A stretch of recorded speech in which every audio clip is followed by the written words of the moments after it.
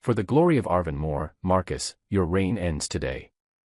When Adrian Blackwell, the book's celebrated hero, plunged his long sword through my ribs, a sharp digital tone pierced my consciousness. Congratulations, host. Villain termination sequence complete. Forced deletion in progress. I stared into Adrian's eyes, seeing nothing but manufactured righteousness. Behind him stood the story's damsel, Elena Winters, trembling like a leaf in autumn wind.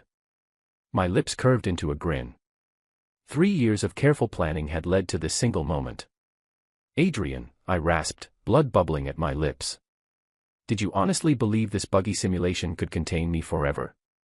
I gripped the blade's edge as the system screamed warnings.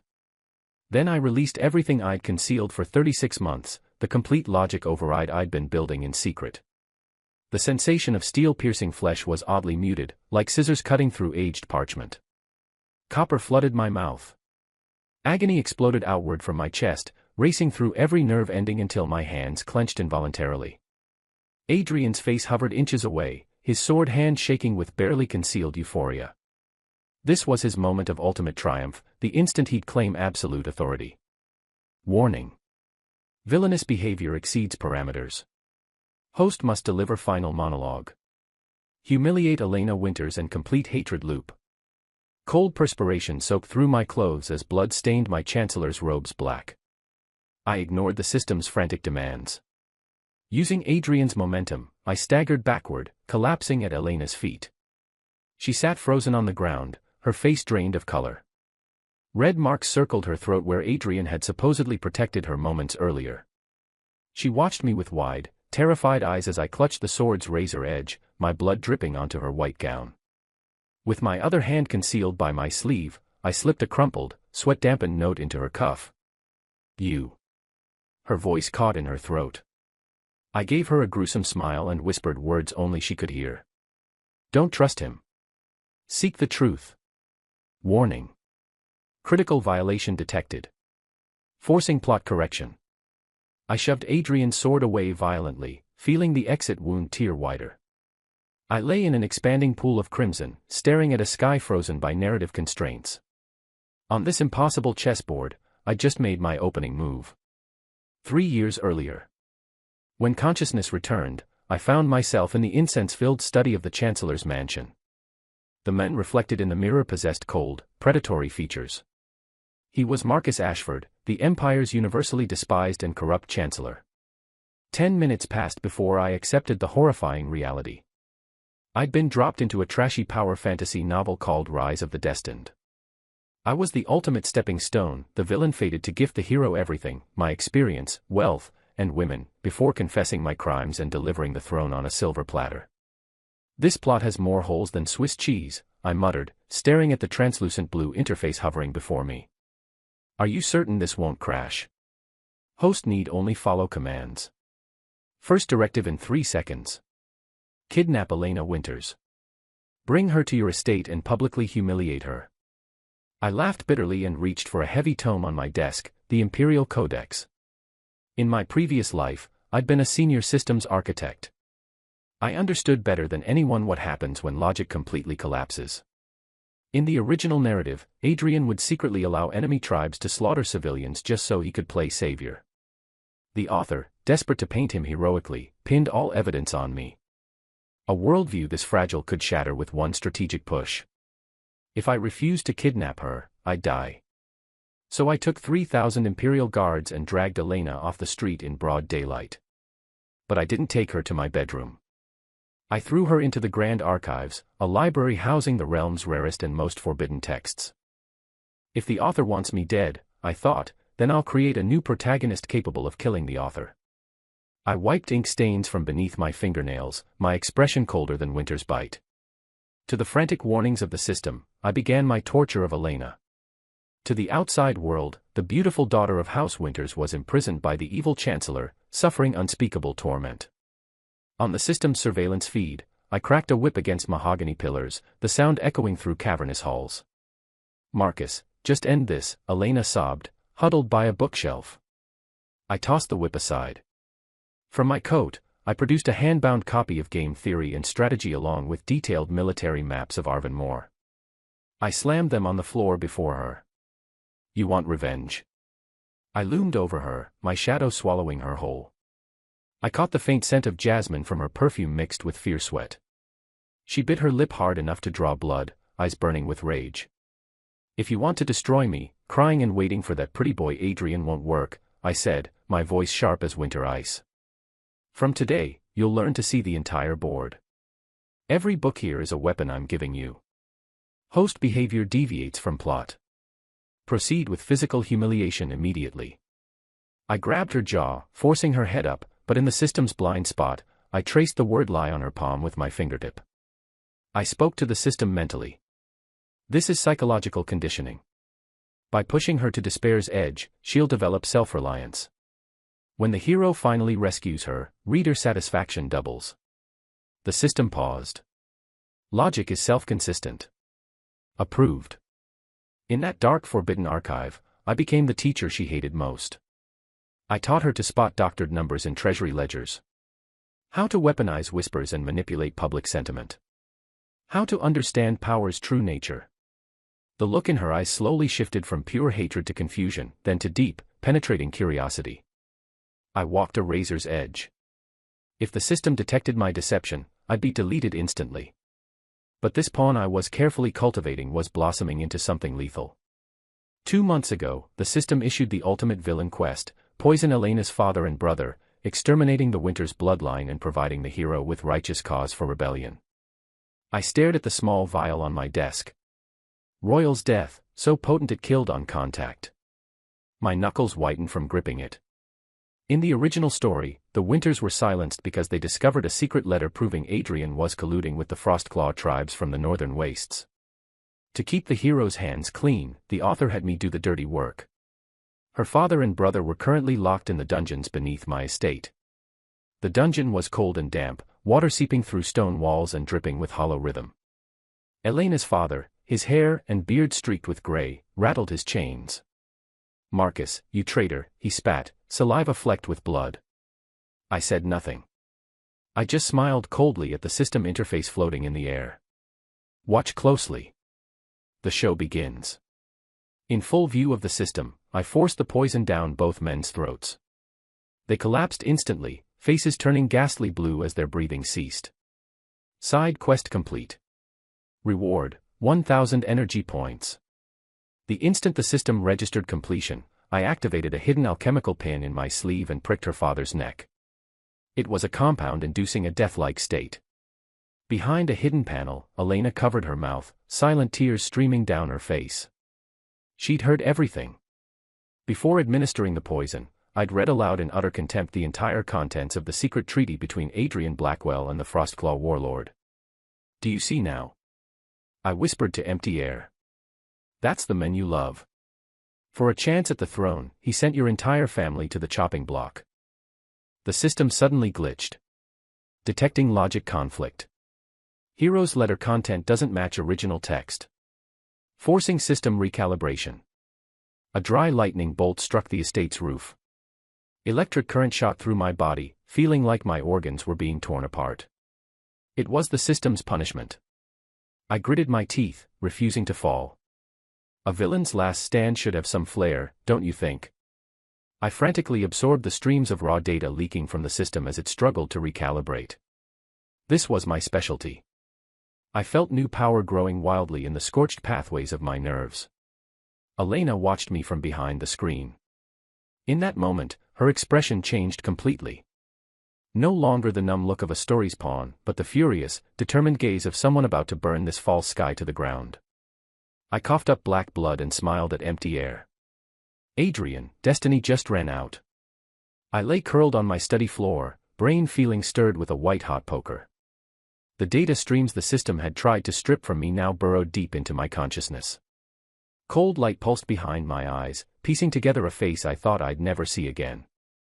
Adrian Blackwell's arrogant, privileged face began merging with my real-world rival, the men who'd stolen my core architecture, the project I'd poured my life into, causing me to work myself to death at my desk. "So it was you," I hissed through clenched teeth, my nails digging into the floor. In those flickering code fragments, I saw the original character design for Elena Winters. Her cool gaze, the stubborn set of her jaw refusing to bow to anyone. It was my first love for my past life, the one that ended before it truly began. This wasn't random transmigration.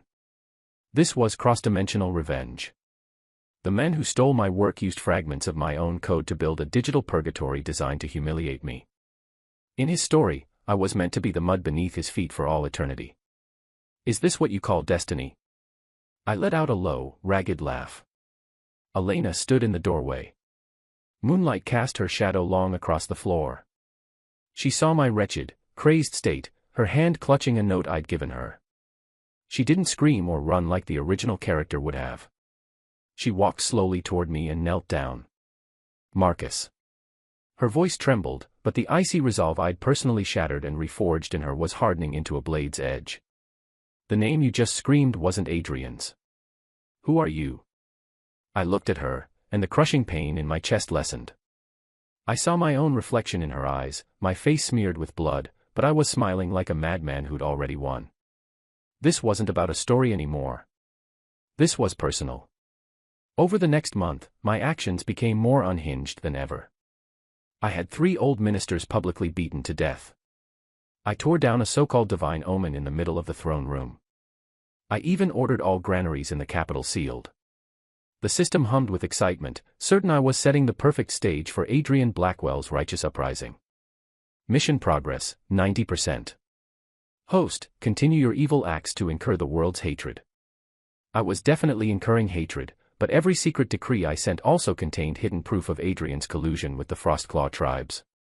The ministers I'd supposedly thrown into dungeons were sitting in a secret chamber in my estate, allocating military forces according to my list. Elena saw me next on a stormy, oppressive night. I dismissed all servants. I lay propped on a couch, face deathly pale, clutching a blood-stained handkerchief. I was using the physical toll of the system's punishments to fake a convincing terminal illness. I'm dying, I said, staring into her eyes, feeling the latent electrical charge of my violations buzzing in my muscles. She flinched, fingers digging into her dress fabric. This is the Regent's signet. It controls the Imperial Guard. Here are all the original documents detailing Adrian's treason. I pushed a heavy wooden box toward her. Every breath tasted like blood. Tomorrow at the Ascension Rite, he'll kill me in the name of the greater good. It'll be his moment of ultimate glory, when he's most arrogant and unguarded. I grabbed her wrist, my grip tight enough to hurt. Elena, kill him or be the stepping stone he crushes on his way to the throne. She looked at me, breathing quickening. In her eyes, once clear as water, I saw ambition's flame flicker for the first time. She didn't speak. She just clutched the box to her chest, turned, and vanished into darkness. System, you want me to die at the story's climax? Fine. I'll give you the grandest funeral you could ever imagine. On the day of the Ascension Rite, the sky was strange lead gray. Clouds churned as if alive. I felt cracks in reality beginning to spread through the air. I stood on the high altar, feeling the stone platform beneath my feet tremble. Warning. Detecting core logic deviation. Host reclassified as virus. Executing deletion protocol. The system's voice was no longer flat and mechanical. It was a vicious, malevolent snarl. I glanced down at the plaza below. Adrian Blackwell, clad in golden armor, sat astride a white horse, his protagonist halo shining painfully bright. In his hand, he held the one-hit kill broadsword, a gift from the system, pulsing with reality-tearing violet light. Marcus Ashford, your evil is boundless. Today, heaven itself demands your death, Adrian roared, pointing his sword skyward. As he spoke, the distant silhouette of my estate began dissolving into dust like a 3D model being forcibly deleted. My skin began tingling and prickling, the first sign my body was about to disintegrate. Faster. Come on, faster. I gripped the altar's railing, nails cracking, blood seeping from cuticles. I had to complete the final logic transfer before the system erased me completely. Adrian spurred his horse, charging up the ramp, sword aimed at my chest with thunderbolt force. Thanks to the system's power, time seemed to slow to a crawl. I watched the blade's point grow larger and larger in my vision, unable to stop the grin spreading across my face. Come on, kill me. Then welcome the greater good you never saw coming. The moment the sword pierced my chest, the pain was so intense I felt my soul trying to flee. But the expected deletion never came. Stop. A piercing, desperate cry erupted from below the altar. Elena, dressed in stark white combat attire, sat upon a warhorse, and behind her surged a sea of black iron. 3,000 Imperial guards flooded into the plaza like a tidal wave, spears glinting coldly under the grim sky. Adrian froze, the sword still embedded in my chest. My blood splattered across his face. Elena, you're just in time. Watch as I avenge you, he said with a twisted smile, trying to pull his sword free. Avenge me. Elena swung down from her horse. Every step was perfectly steady, the walk of a ruler, the way I'd taught her. She pulled a sheaf of blood-stained letters from her coat and threw them at the stunned court official's feet.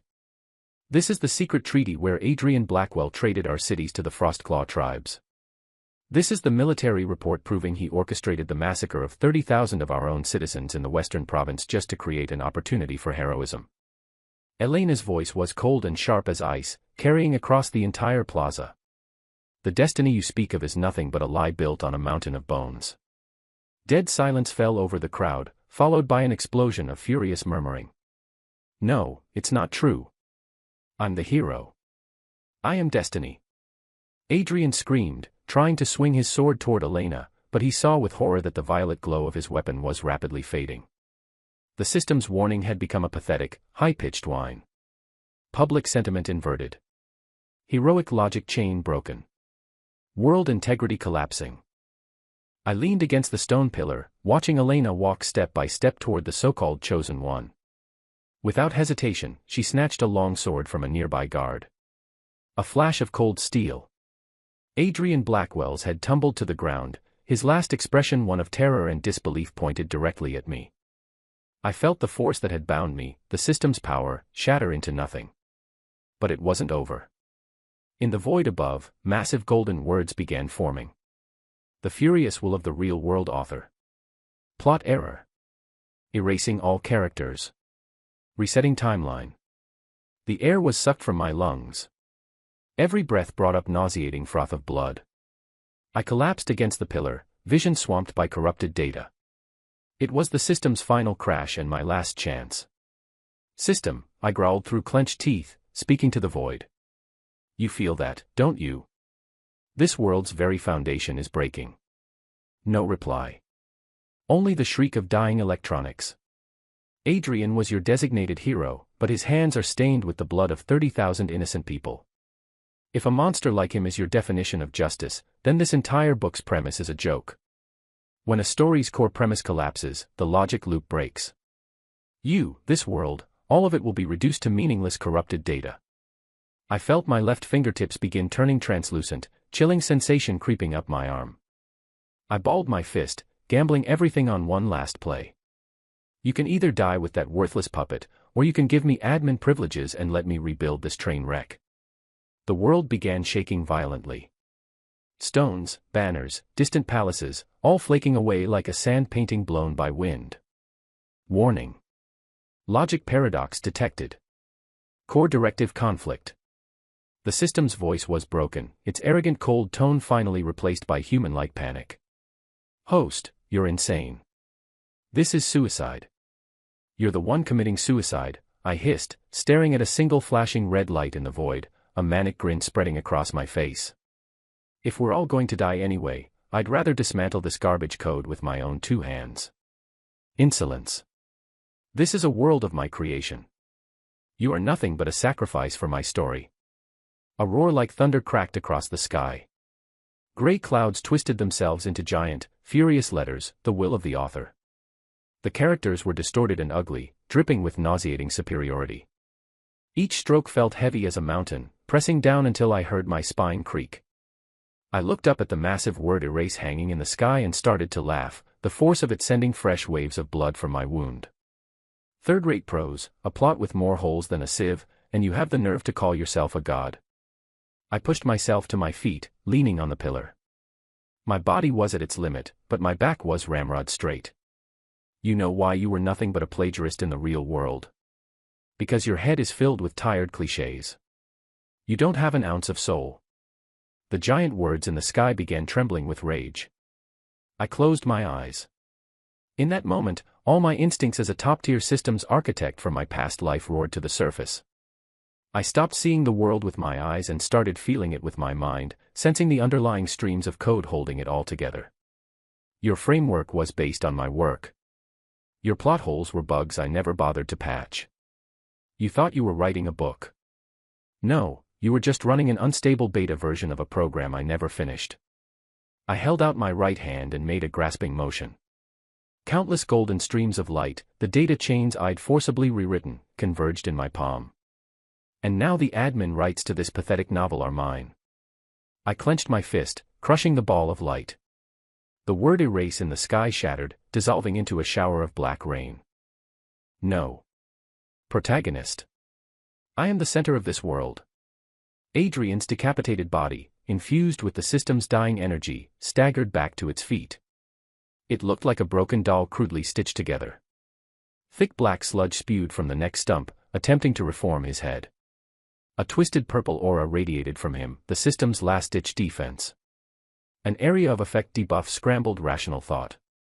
Around the plaza, once loyal soldiers looked confused, eyes glazing over. Some raised weapons, preparing to attack their own comrades. Elena stood in the middle of the chaos, face pale, but her eyes were clear and bright as snow. The necklace I'd given her emitted soft, gentle light, a counter-frequency jammer I'd built using the system's own energy leaks, designed specifically to negate its cognitive warping effects. Elena, kill it. I yelled to her. That's not a man anymore. It's just the last dying remnant of a garbage plot. She didn't turn back. She drew the sword from her hip, the ceremonial blade of the Arvenmore monarchs. Her slender frame looked small before the massive, grotesque shadow of the corrupted Adrian. But when she moved, she was impossibly fast. This is for my father and brother, you monster. She moved like lightning, the sword tracing a perfect arc through the air, plunging directly into the center of the purple glow in Adrian's chest, the core of his protagonist halo. With an unearthly, inhuman shriek, Adrian's body exploded into a million glittering fragments. The oppressive weight that had hung over the entire capital vanished in an instant. Host, I beg you. Spare me. I can give you infinite power. All the women you could ever desire. The system's voice was a pathetic whisper in my mind, all previous authority gone. It was like a cornered rat scurrying through ruins of its own broken logic. I coldly watched the progress bar appearing in my vision, the system's self-destruct countdown. Power. Women. That's the kind of base-level logic a low-tier program like you would chase. I wiped blood from my lips and turned to look at Elena, who was now ascending the altar steps toward me. The powerful aura of a true ruler, the destiny of an empress, was surging around her, growing stronger with Adrian's final death. She was now the most stable and pure anchor of this world's logic. I'm not going to kill you. Deleting you would be a waste. I reached out, my finger touching the trembling ball of blue light in the void. I channeled every last scrap of my energy, combining it with the immense force of Elena's ascended fate, and began the final rewrite of the system itself. From this day forward, you are not a god of life and death. You are my server. Your sole purpose is to run simulations for this world, to generate the most rational, authentic lives for every single one of its people. The blue light contracted violently, finally solidifying into an intricate bronze-colored disk that floated silently in my palm. The system's begging stopped, replaced by a crisp, gentle chime. Narrative logic engine activated. Current timeline, the golden age of Arvenmore. Logic stability, 100%. My legs gave out and I fell heavily to my knees. The world around me was no longer crumbling. It was sharper, more real than it had ever been. I could hear the wind whipping through banners, the cheers of people in the distance, and the sound of Elena's footsteps as she ran toward me. I closed my eyes, a final relieved smile on my face. This trashy novel was finally finished, and I was the one who got to write the ending. In the first year of Empress Elena's reign, the wind finally swept the last scent of smoke and blood from the capital's great plaza. The day she ascended the throne, clouds broke and the sun shone through. She traded her blood-splattered white combat gear for the heavy, magnificent crimson and gold of the imperial regalia. Golden phoenixes embroidered on her robes shimmered in the light, and jewels hanging from her crown chimed softly, a sound of cool, restrained power. I stood in the shadows at the base of the grand marble steps, watching as the entire court knelt before her like a field of wheat bending in the wind. The roar of "Long live the Empress" was a physical force making my ears ache. In the original ending of this godforsaken book, after Adrian became emperor, Elena would have been locked away in a cold palace, eventually forced to drink poison to serve the greater good by making way for a more politically advantageous marriage. But now she stood at the highest point, looking down upon the world I had torn apart and rebuilt for her. "You may rise," she said. Her voice wasn't loud, but it held unquestionable authority, the regal bearing I'd spent 3 years teaching her inside that gilded cage I called the library. Then she did something that sent shockwaves through the entire court. She issued her first royal decree, the abolition of the imperial harem. She would never take a consort. Ignoring the horrified gasps of old ministers, she gathered the long train of her robe and descended the marble steps, stopping directly in front of me. The small beauty mark near the corner of her eye looked stark against her golden makeup, but the moment her gaze met mine, the ice in her expression melted. "Marcus," she said, reaching out. Her fingertips traced the scarred overwound on my chest. Her eyes danced with a fire I couldn't quite decipher, a mixture of fierce passion and profound love. "The old story is over. What kind of new one are you planning to write?" I looked at her, my own fingers trembling slightly. I should have answered, but an unprecedented wave of dizziness crashed over me, a tidal wave that drowned my consciousness. My vision began warping violently. The world around me started melting like a hot candle. I thought the system was fighting back and instinctively reached for the bronze disc in my mind. But the moment I touched it, a searing, desperate flood of memories, a red-hot blade, sliced my mind in two. They weren't the memories of a transmigrator. They were my own. I saw my past life. I was never a systems architect from the modern world. There was no rival who stole my work. The truth was far crueler and far more devoted. In loop after loop of this story, reset again and again, I was nothing more than a nameless background official. And Elena had been humiliated, used, abandoned, and murdered by Adrian Blackwell 99 times. I'd watched her, helpless, as she clawed at the walls of a cold, damp cell until her fingernails were gone. I'd watched her kneel in the snow outside his chambers, begging him to spare her framed family, only to be presented with their heads on a platter. For 99 lifetimes, I was just a powerless bystander. Until the 100th. As she died in my arms for the last time, I'd cursed the heavens, cursed the author, cursed this entire broken reality. I sacrificed my own soul, forging all my hatred and all my love into a single anomaly powerful enough to defy fate itself. That was the system. And my so-called modern knowledge, my expertise as an architect, those were just logical weapons I'd evolved over an eternity of spiritual torment to fight back against the story's reality-warping plot armor. I'd invented a past for myself to deceive the system and to deceive myself. It was the only way I could maintain the absolute cold-blooded cruelty needed to pull her out of that predestined tragedy. "Marcus." Elena's anxious voice, thick with tears, pulled me back. I forced my eyes open. My vision was blurry. I looked at the Empress before me, at the woman I'd watched over for 100 lifetimes, and my heart ached with the pain of 1,000 arrows. All my grand strategies, all my clever games, they weren't the work of a master player. They were the last desperate act of a man trying to save the woman he loved across the boundaries of reality itself. My hand trembled as I raised it to her cheek. "Elena." My voice was a raw, broken whisper, and tears streamed down my face. This time, we finally won.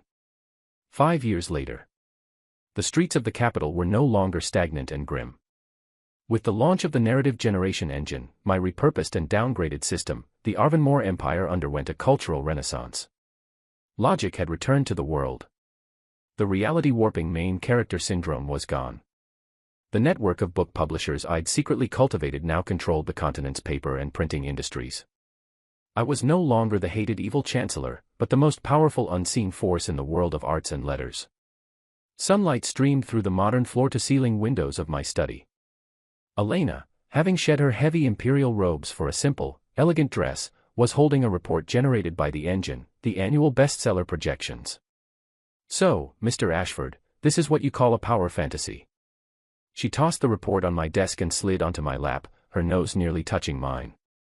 Her tone was teasing. The hero gets dumped, so he screams, just you wait. In 10 years, you won't even be worthy of tying my shoes. You really think people will read this garbage? It's called market research, Your Majesty, I said, wrapping my arms around her waist, breathing in the familiar scent of jasmine in her hair. The woman in my arms now radiated confidence and peace. There wasn't a single trace of the haunted tragic figure from her past lives. The system, now called the Arvin Story Engine, hummed quietly in the corner, dutifully modeling logically consistent plotlines for creators across the empire. In this world, everyone was the author of their own destiny. Marcus, if you were still a character in that old book, Rise of the Destined, what kind of ending would you write for yourself? She asked suddenly, her bright eyes fixed on mine. I smiled, reaching down to the bottom shelf of my bookcase. I pulled out a tattered, dog-eared volume. On its faded cover were the words Rise of the Destined. I didn't say anything. In front of her, I closed the book. Click. It was the sound of a story finding its proper end. The ending is already written. I took her hand in mine, lacing our fingers together. The warmth of her skin was a firm, grounding presence, a constant reminder that this time we were finally living in the real world. Outside the window, the sunset painted the capital in hues of orange and gold. Our golden age was just beginning.